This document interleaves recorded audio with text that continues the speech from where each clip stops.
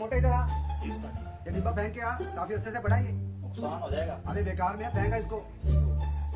अरे दुकानदार भाई, कोई ऐसा बल्ब तो दिखाओ जिससे बिजली कम खर्च हो। लो भाई ये बल्ब लो।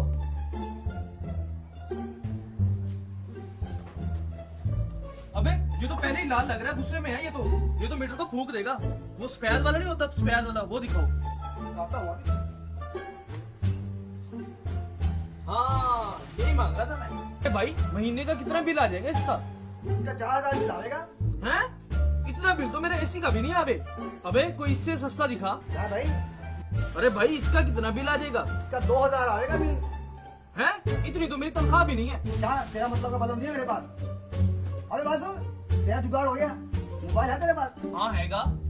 उसकी फ्लैश लाइट ला और अपना जुगाड़ लगा और बिल बचा। Nice to meet you. बहुत शुक्रिया मशवरा देने।